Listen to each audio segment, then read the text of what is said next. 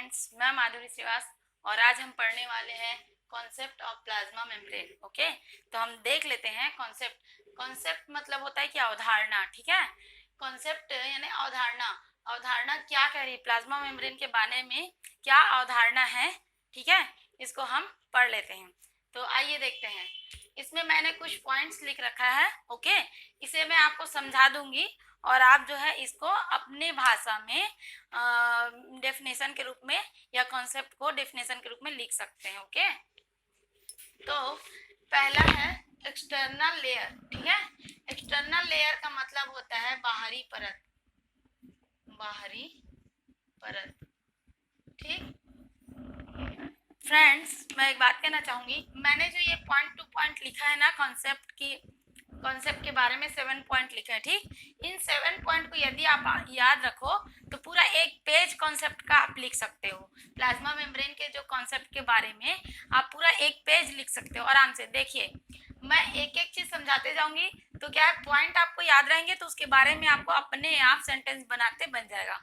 Okay, तो देखते हैं। एक्सटर्नल लेयर मतलब बाहरी परत। ये क्या होती है मेम्ब्रेन, ये देखिए, ये सेल है, ये सेल है ना, है ना, ठीक। ये सेल है, देखिए ये एक सेल है और सेल मेम्ब्रेन क्या है, उसकी बाहरी परत है, ठीक। तो फर्स्ट पॉइंट हो गया एक्सटर्नल लेयर, मतलब कि क्या हुआ, बाहरी परत। ओके, तो हम लिख सकते हैं कि प्लाज्मा मेम्ब्रेन सेल की या कोशिका की बाहरी परत होती है, ठीक है। एक लाइन हो गया। अपना सेकेंड है इंट्रेंस एंड एग्जैक्ट।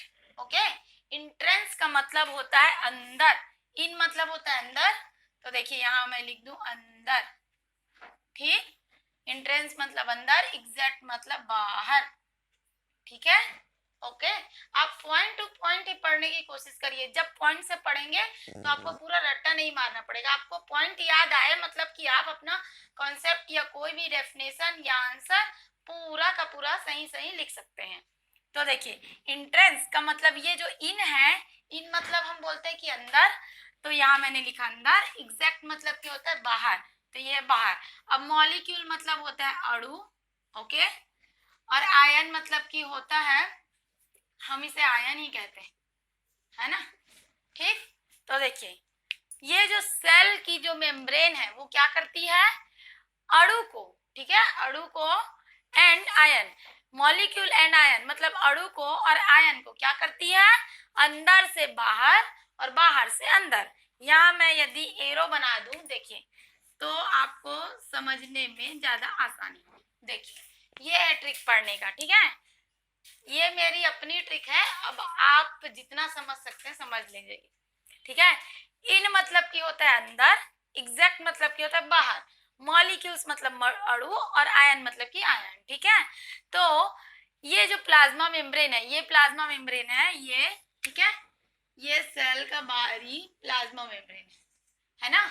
तो वो क्या करेगी, यहाँ भी अणु है, ठीक, आयन है, ठीक है, और यहाँ भी अणु है और आयन है, ठीक। तो इनको क्या करेगी, अंदर जाने देगी, यानी ये अंदर जाने की क्रिया और बाहर आने की क्रिया कौन करेगा, प्लाज्मा मेम्ब्रेन। तो मैंने यही पॉइंट लिखा, इंट्रेंस एंड एग्जैक्ट, इसको डिवाइड कर दिया मैंने, या आप ऐसे पुस्तक में कर सकते हैं समझने के लिए, ठीक है। तो मॉलिक्यूल्स एंड आयन का अंदर और बाहर आवागमन या संवहन, ठीक, आवागमन या संवहन, आना जाना क्या करती है प्लाज्मा मेम्ब्रेन। और इस आने जाने के दौरान क्या होता है, इस आने जाने के दौरान एक काम होता है सेल के अंदर, वो देखते हैं क्या, थर्ड नंबर है आयनिक कंसंट्रेशन।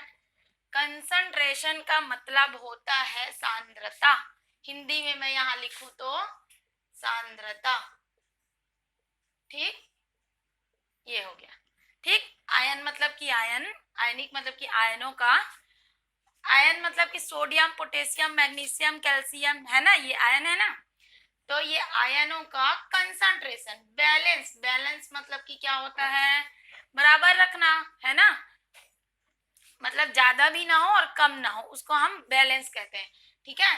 तो ये क्या करती है, ये प्लाज्मा मेम्ब्रेन क्या करती है, एक तो बाहरी लेयर है ये, ठीक है, बाहरी परत है, और अंदर की चीजों को बाहर और बाहर की चीजों को अंदर करती है। किन चीजों को, मॉलिक्यूल्स मतलब अणु, और आयन मतलब कि आयन, ठीक। अब ये नेक्स्ट हो गया थर्ड वाला पार्ट, कंसंट्रेशन। ये जो अंदर बाहर की क्रिया जब होती है तो क्या होता है, कोशिका में कंसंट्रेशन को बैलेंस करने का कार्य होता है, ठीक है, कार्य होता है, बैलेंस करने का कार्य होता है। क्या होता है, जब अंदर और बाहर अणु और आयन का आना जाना होता है या आवागमन होता है तो आयनिक कंसंट्रेशन बैलेंस होता है। आयनिक कंसंट्रेशन को क्या करता है, बैलेंस करने का कार्य करता है कौन, प्लाज्मा मेम्ब्रेन। थर्ड हो गया, तीनों पॉइंट हमारे क्लियर है, ठीक। फिर फोर्थ है प्रोटेक्शन। अब ये प्रोटेक्ट देखो, ये दो तरह से प्रोटेक्ट करती है ये, ठीक।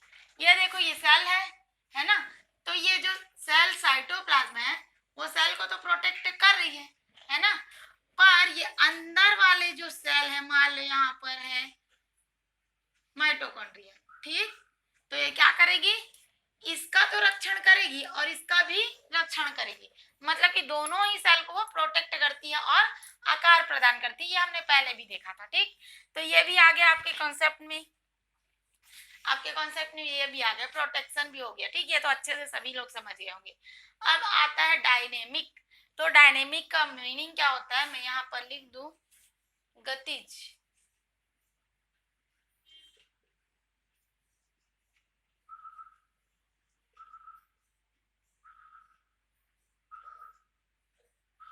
ठीक, डायनेमिक का मतलब होता है गतिज, मतलब कि गति करना या मूवमेंट करना। नेचर मतलब कि प्रकृति, ठीक है। तो इन प्लाज्मा मेम्ब्रेन में क्या पाई जाती है, डायनेमिक मतलब गतिज, नेचर यानी गतिज प्रकृति पाई जाती है। वो अपने कार्यों को करने के लिए मूवमेंट कर सकते हैं, एक जगह से दूसरी जगह गति कर सकते हैं।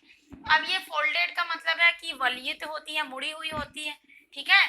अब यहाँ पर रिन्यूड का मतलब होता है नए सेल्स बना सकते हैं। सेल डैमेज होते हैं तो क्या होते हैं, प्लाज्मा मेम्ब्रेन रिन्यूड होते हैं, मतलब अगर ये प्लाज्मा मेम्ब्रेन टूट फूट जाए या डैमेज हो जाए तो वो रिन्यूड हो सकते हैं। सेल्स अपने आप अपने प्लाज्मा मेम्ब्रेन को बना सकता है, रिन्यू कर सकता है, ठीक है।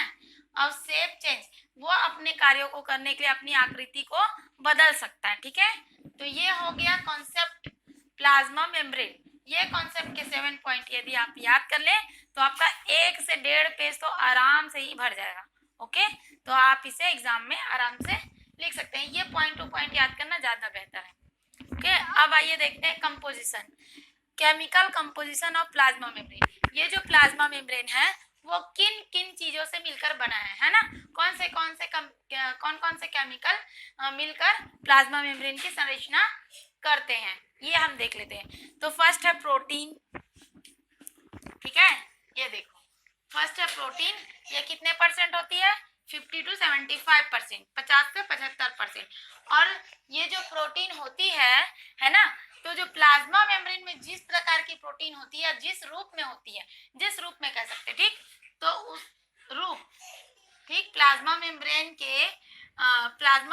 में पाए जाने वाले प्रोटीन के रूप को हम क्या कहेंगे, स्ट्रोमेटिन, ठीक। प्लाज्मा मेम्ब्रेन में जो प्रोटीन पाया जाता है उसके उस रूप को हम क्या कहेंगे, स्ट्रोमेटिन कहेंगे। अब सेकंड है देखो लिपिड, ठीक, लिपिड होता है 20 से 50%, ओके। ये होता है फास्फोलिपिड, ग्लाइकोलिपिड और ग्लिसरॉल। इसके ये 3 फॉर्म में पाया जाता है, लिपिड पाया जाता है मगर 3 अलग अलग रूपों में, फास्फोलिपिड के रूप में, ग्लाइकोलिपिड के रूप में और ग्लिसरॉल के रूप में, ठीक है। अब नेक्स्ट है कार्बोहाइड्रेट, ओके। कार्बोहाइड्रेट पाया जाता है 8%, 8-10% तक पाया जाता है और इसका रूप होता है हेक्सोस और सैलिक एसिड। ये हेक्सोस और सैलिक एसिड के रूप में पाया जाता है, कौन, कार्बोहाइड्रेट्स, ओके। अब देख लेते हैं एंजाइम्स, उसमें पाया जाता है एंजाइम्स। वैसे तो 30 प्रकार, ये जो मैंने लिख रखा है ये देखिए, वैसे तो 30 प्रकार के एंजाइम्स की खोज हो चुकी है, किसमें, प्लाज्मा मेम्ब्रेन के अंदर, मगर अभी फिलहाल के लिए हम 4 लिख लेते हैं। तो देखिए मैग्नीशियम प्लस एटीपी, ठीक, एज ना, एज, उसके बाद है सक्सिनिक डिहाइड्रोजिनेज, फिर है कोलिन एस्ट्रेज और न्यूक्लियोडेज, न्यूक्लियोटिडेज, ठीक है।